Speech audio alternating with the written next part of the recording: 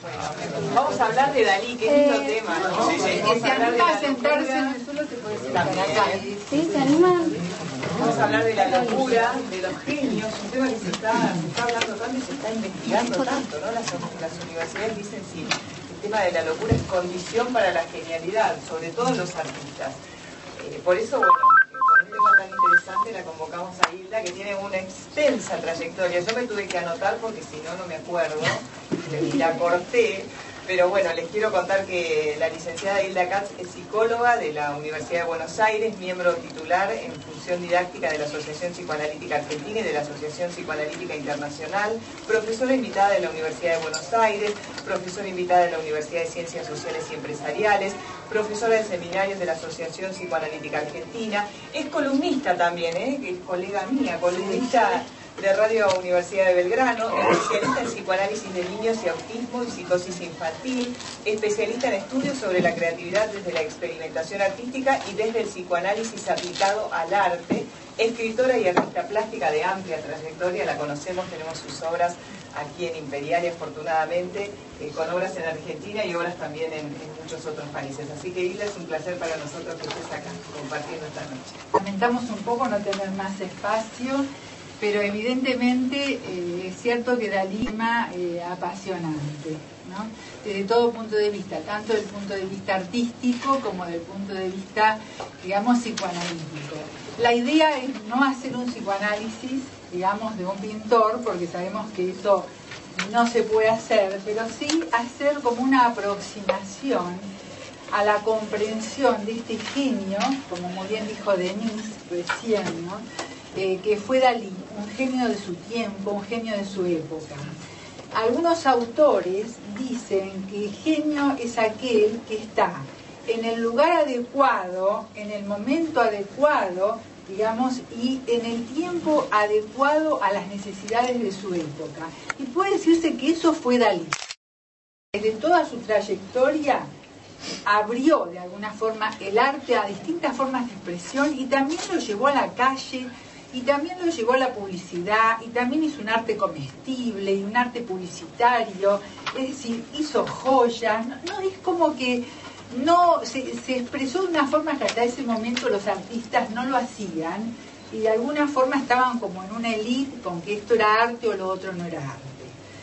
Pero, digamos, mi intención es empezar a aproximarnos a este genio realmente, con toda su genialidad y con toda su locura, pensando que tanto el arte como el psicoanálisis, que son, digamos, mis dos vocaciones, ¿verdad?, son espacios en que se expresa el hecho creador. Podemos decir que el arte es revolucionario y de alguna forma lleva y expresa y canaliza las pulsiones a través de la expresión artística, sobre todo podemos decir el arte moderno, ¿no? Ahora yo voy a extenderme un poco más en eso. Y el psicoanálisis también, en sus comienzos fue una revolución, porque trató de las pulsiones y de las angustias del ser humano. Y no es casual que el psicoanálisis y arte yo lo tome para Dalí, justamente, porque Dalí fue un gran lector del psicoanálisis, fue un apasionado del psicoanálisis, sobre todo, digamos, de la obra de Freud, que es del año 1899, pero que se traduce al español en 1923, que es la interpretación de los sueños. Fue un apasionado lector de la interpretación de los sueños, y él mismo se decía a sí mismo con palabras típicas, digamos, del psicoanálisis, ¿verdad? Es decir, él pintó sus sueños, él pintó sus pesadillas, y él coincide con su época, porque así como al mismo tiempo nos encontramos que luego se suma al movimiento surrealista, pero lo que yo quiero decir es como que más allá de lo real, más real que lo real. ¿Por qué? Porque a principios del siglo XX, tanto desde el psicoanálisis, ¿verdad?, se descubre un más allá de lo real que era el inconsciente, que era como una especie de vacío infinito y desconocido. Y desde el punto de vista, digamos, de la física, de la biología molecular, empiezan también los grandes descubrimientos, que lo que vemos no es lo que vemos. Y aparece el átomo y aparece Einstein. Y Dalí era un gran lector de Einstein también. y de toda su teoría de la relatividad que luego se va a ir expresando en sus obras. Si partimos, digamos, de su infancia, podemos decir que como artista, él de alguna forma transmitió todo ese torturado mundo interno, sobre todo partiendo del pulular de sus fantasmas, de la quietud de los muertos y del eco recortado de sus sueños, donde pudo llevar todas las vicisitudes de la complejidad y de la densidad humana, partiendo de su propio interior. Él viajaba hacia el interior y, como dice Freud, desde ahí volvía con una visión transformada de ese infierno para poder compartirlo, pero en el caso de Dalí también para poder espantar a todos, porque siempre produjo como atracción y rechazo. Si partimos de su infancia como psicoanalista, digamos, me gustaría partir de su infancia, además que soy especialista en niños, así que es inevitable que trate de encontrar en la prehistoria individual, que es la infancia de cada uno, como también en la prehistoria de la humanidad, que es la infancia de la humanidad, digamos, los caminos de la expresión artística.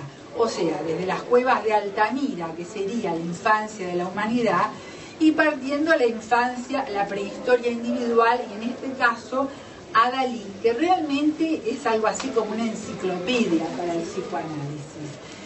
Dalí nace, y digamos, y hay muchas cosas de su biografía, que algunas él escribió su propia biografía, y muchas no fueron reales, pero lo cual para un psicoanalista no importan, porque es la realidad de su mundo interno, ¿verdad?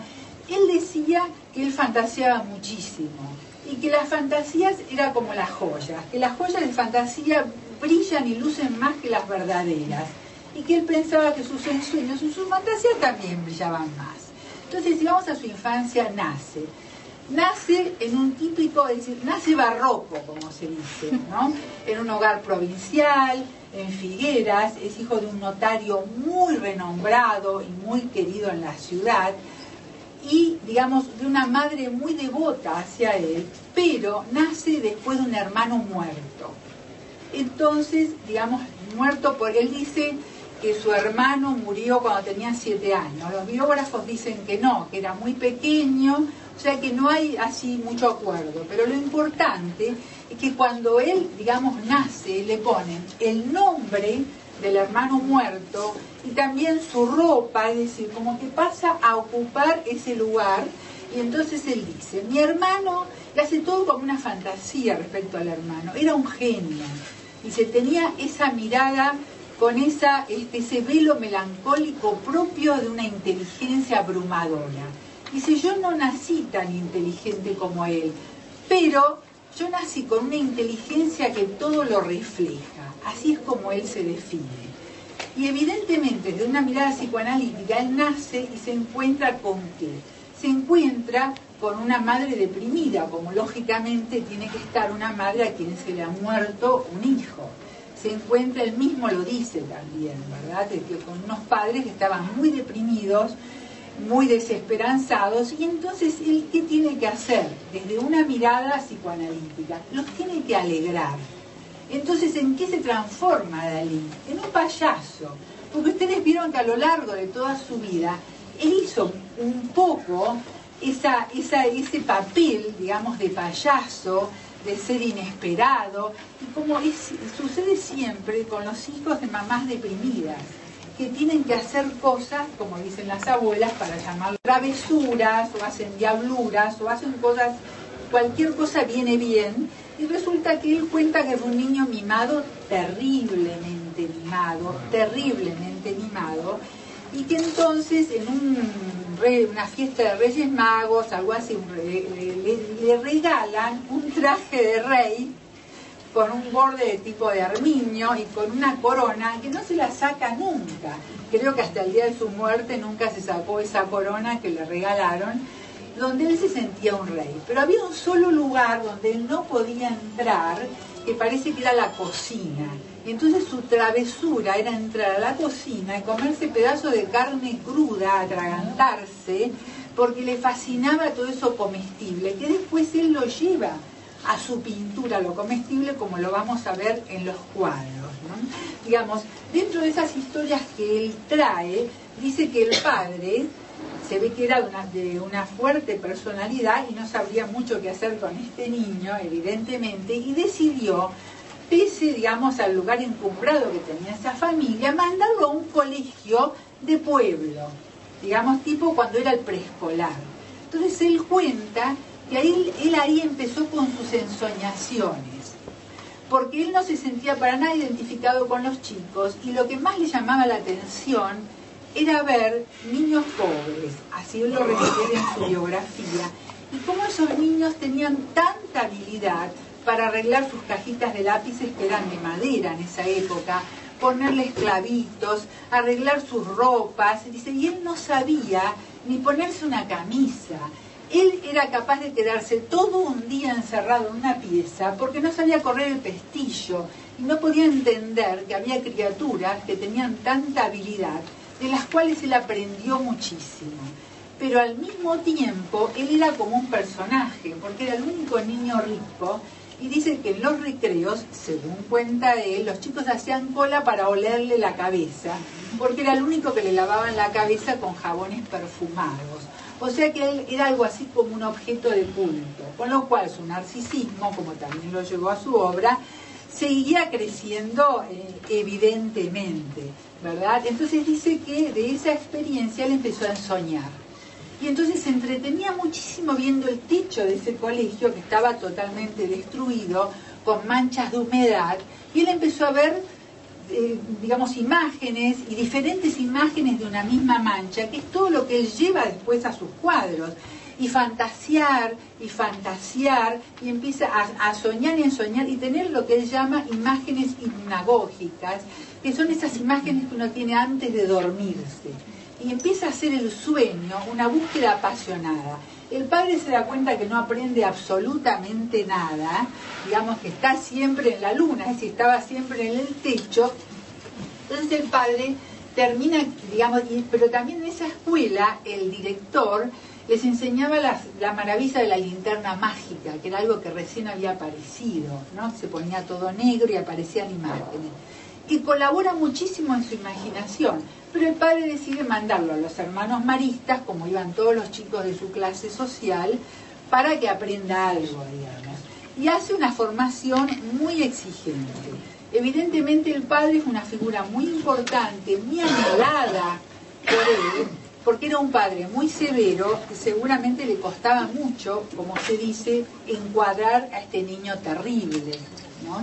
Es decir, él empieza a ir al colegio y él cuenta en su biografía, por ejemplo, que él tenía de pronto conductas absolutamente impulsivas que le traían como una exaltación así delirante, como por ejemplo ir a caminar por el pueblo con un chiquito más chico, cuando él tendría 6, 7 años, y un nenito de 3 años, todo lleno de rulitos, rubio, va caminando, que va en un triciclo.